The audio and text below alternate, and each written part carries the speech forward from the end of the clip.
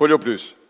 Je vais céder la parole à Ernest, qui va être aidé par notre ami Aimé Césaire pour un témoignage.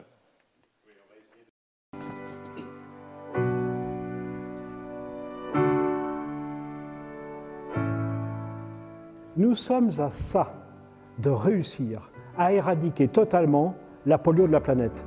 Il reste 2 foyers, en Afghanistan et au Pakistan. Et aujourd'hui, avec 250 millions d'euros par an, pour les 2-3 années qui restent, cette maladie sera totalement éradiquée de la planète.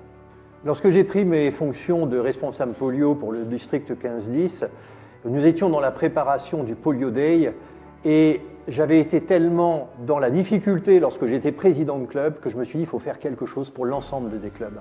D'où l'idée, en l'associant en fait avec une opération de recyclage, d'aller chercher des cartouches et de faire quelque chose pour la planète. Notre opération, elle est simple. Il s'agit de collecter des cartouches d'encre. Une cartouche d'encre, c'est ça les amis. C'est simple, c'est un petit morceau, mais qui vaut très cher. Alors pour cette opération, nous avons souhaité nous associer à un partenaire fiable. Et ce partenaire fiable, on l'a trouvé à Vence, dans le sud de la France, avec une entreprise qui s'appelle Cartouches Vides. Nous sommes spécialistes du rachat des cartouches vides d'imprimantes jet d'encre et j'ai eu le bonheur d'être contactée par le Rotary pour faire un partenariat sur le End Polio Now.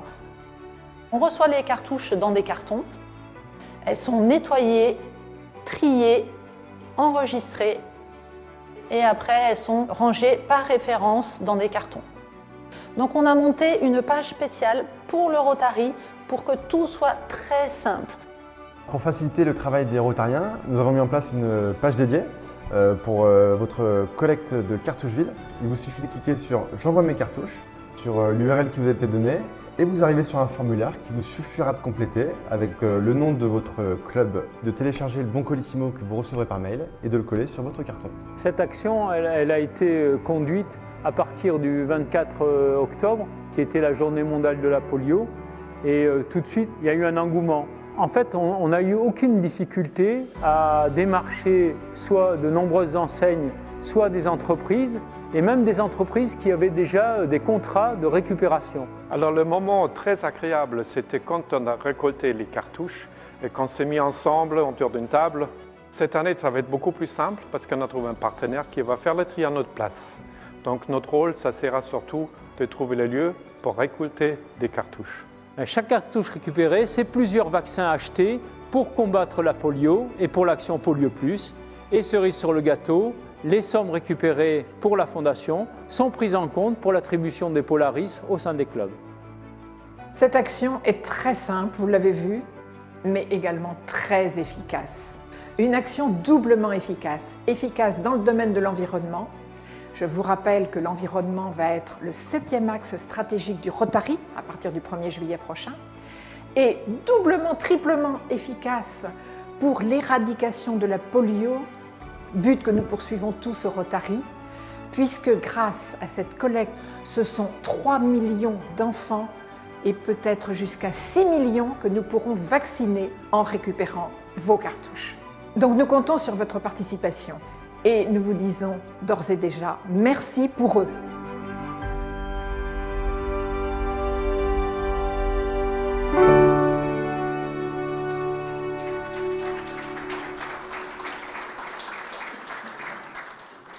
Vous aurez compris, ce film date de l'année 2020-2021, puisque nous n'étions pas encore partenaires de cette opération, nous l'avons été cette année-ci.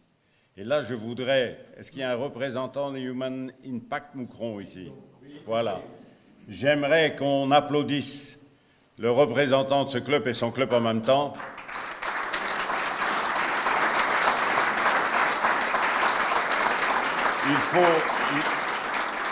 Il faut en effet savoir que ce club à lui seul représente 20% des recettes globales de la zone 13, c'est-à-dire la France et Benelux. C'est extraordinaire ce que ce club a fait pour cette opération. Sur les 7 900 $ que tu as indiqué là, André, je crois qu'il y en a 5 ou 6 000 qui viennent de Human Impact. C'est absolument extraordinaire pour ce jeune club. Et j'espère que l'année prochaine, parce qu'il faudra quand même encore travailler 1 an ou 2, nous pourrons renouveler cette expérience. Je vois qu'il y a quelqu'un qui lève la main là. Oui. Le film est à la disposition des clubs? Il est non seulement à la disposition du club, mais il est sur Polaris. Vous savez le consulter. Et donc, je crois que tout est dit hein, dans ce film. La seule chose que je pourrais encore ajouter, c'est que nous mettons également, parce qu'il faut de plus en plus utiliser les outils tels que nous les connaissons, nous mettons maintenant aussi tous les mois ou tous les 2 mois la newsletter de notre ami Michel Safran, qui est un spécialiste, quelqu'un qui a travaillé pendant des années à l'OMS, un spécialiste de polio. Et lui nous dit exactement où on en est, je dirais presque au temps T près. Et c'est ainsi, par exemple, qu'ils ont décidé récemment de mettre à disposition des dispensaires au Pakistan des portables pour que lorsque un nouveau cas apparaît, la dame ou le monsieur infirmier qui s'occupe de ce dispensaire puisse aussitôt alerter l'antenne la plus proche pour qu'on puisse vacciner tout l'environnement de l'endroit où le virus a été accepté. Autre chose que j'ai apprise, mais les médecins ici présents le savent certainement depuis beaucoup plus longtemps, on analyse au Pakistan principalement, puisque bon, l'Afghanistan reste l'Afghanistan, quotidiennement les eaux usées. Et c'est au travers de l'analyse des eaux usées que l'on voit où en est le virus. Et c'est ainsi qu'on peut dire qu'il y a une baisse sensible, au point d'ailleurs que selon la dernière newsletter de Michel Safran, au Pakistan, on serait presque sorti d'auberge et on pourrait bientôt déclarer aussi le Pakistan polio-free. Et tout le monde est d'accord pour dire que si le Pakistan est polio-free, l'Afghanistan va suivre, puisqu'il y a là un trafic entre les populations. Et, parce qu'évidemment, à l'Afghanistan, vous l'aurez deviné, c'est beaucoup plus difficile de gérer ça comme on peut le faire maintenant au Pakistan. Je voudrais maintenant, et je me tais après, j'allais dire à tout jamais, puisque je termine mon mandat, vous laisser la parole à notre ami qui, lui, va parler avec son cœur. Voilà.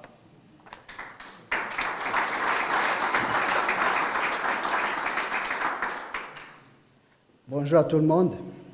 Donc, comme M. Ernest vient de le dire, je vais vous partager mon témoignage que j'ai décidé de scinder en 2 parties pour cette fois-ci. Une partie que j'ai appelée normale, entre guillemets, et une autre partie que j'ai appelée anormale. Donc, il détruit tout. Il détruit tout. Et ça, c'est la polio. Moi, je suis né normal, comme tout le monde, et j'ai grandi anormal. Né normal, pourquoi? Parce que né comme d'autres enfants, plein de promesses pour la famille d'abord. Moi, à cet âge, je m'en foutais des promesses. Plein de promesses pour les voisins et surtout plein de promesses pour la communauté et toute la nation. Mais grandi anormal parce que devenu un boulet pour la famille, parce que devenu un objet de questionnement pour l'entourage et presque sans avenir parce que la nation s'en foutait éperdument. Elle détruit le regard des proches, là je veux dire la polio, l'amour des parents, et puis grave encore, elle détruit l'amour de soi-même. Elle détruit l'espoir des tiens, la considération de l'entourage, mais plus grave encore, elle te prive des rêves de la jeunesse, de la joie de vivre et de l'envie de ressembler aux autres. Elle détruit ton adolescence et cette liberté de vivre avec des envies parfois extravagantes. Elle installe en toi la peur d'aimer, de peur de ne pas être aimé en retour. Elle dévaste toute ta vie en te causant des blessures tant physiques que morales. Elle te ralentit, surtout dans ce monde où la course est devenue un mode de vie. Elle te barricade dans le camp des faibles, des inutiles, des indésirables et parfois des répugnants. Elle te prive de l'école et par conséquent de la vie professionnelle, hélas, de la vie tout simplement. Pour les malchanceux, et ils sont nombreux chez nous, elle te renvoie dans la rue mendier pour vivre parce que ta famille a perdu toute motivation à te supporter. Voilà notre souffrance de tous les jours, le fardeau porté par les plus faibles La douleur invisible mais marquée à jamais dans nos cœurs à l'encre indélébile. Cependant, il n'est pas toujours une fatalité. La preuve, c'est qu'elle ne m'a pas empêché d'aller à l'école, ni d'être brillant sur tout mon parcours scolaire. Elle ne m'a pas empêché de tomber amoureux d'une très belle jeune fille, devenue plus tard ma chère tendre épouse et mère de mes 2 enfants. Une femme qui a su m'aimer, qui a su m'apporter la confiance qui me manquait très souvent. Elle ne m'a pas empêché aussi d'avoir 2 superbes enfants que je chéris plus que tout au monde et qui m'aiment en retour d'un amour incommensurable et inconditionnel. Elle ne m'a pas empêché de gravir et d'intégrer des firmes multinationales et d'y occuper des postes à responsabilité. Elle ne m'a pas empêché d'accéder à la direction des entreprises, ici en Belgique et ailleurs. Elle ne m'empêche plus de rêver ni de courir. Elle ne m'empêche plus d'être beau, d'être chic. La preuve, vous le voyez, devant vous. Elle ne m'empêche plus de marcher, ni de m'asseoir parmi les grands de son monde. La preuve, c'est vous, cher Auguste Assemblée. Elle ne va pas m'empêcher encore d'avancer, parce que là, je ne viens que de commencer la 2e partie de ma vie. Et cette dernière partie, je vous le promets, elle risque d'être plus riche encore. Cette partie de ma vie, alors je l'appelle le bonheur de vivre, parce que je suis redevenu normal, entre guillemets. Tout ceci n'aurait jamais été possible, bien sûr, n'eût été le courage de ma mère, Dieu et son âme, qui m'inscrira à l'école contre l'avis de beaucoup de gens dans l'entourage qui croyaient que c'était une perte de temps. N'eût été mon frère aîné de 3 ans par rapport à moi, qui accepta de me porter sur son dos, sur un parcours de plus de 5 km qui nous séparait de l'école. N'eût été aussi les regards inquisiteurs qui m'ont poussé à chercher à être toujours le meilleur. N'eût été les amis qui ont toujours cru en moi, cru en ce que j'avais de potentiel, et qui m'ont toujours regardé d'un œil amical. Et n'eût été cette volonté acharnée de vouloir redevenir normal, parce que, croyez-moi, vivre dans cette vie d'anormalité est extrêmement épuisant. À vous tous, je vous dis merci encore.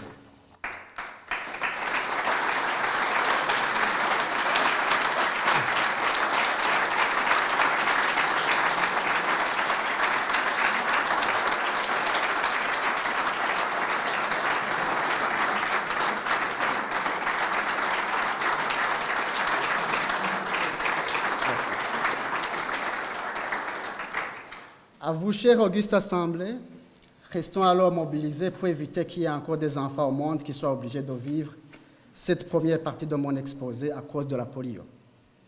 Contribuons à l'éradication complète de ce cauchemar mondial pour permettre aux enfants à naître, de vivre le bonheur presque parfait. Mobilisons-nous si possible pour aider des milliers d'enfants qui traversent actuellement la première partie de mon exposé afin qu'ils puissent atteindre la 2e parce que pour la plupart, ce n'est pas toujours le cas. Et ainsi, nous aurons contribué au bonheur de l'humanité. Merci encore.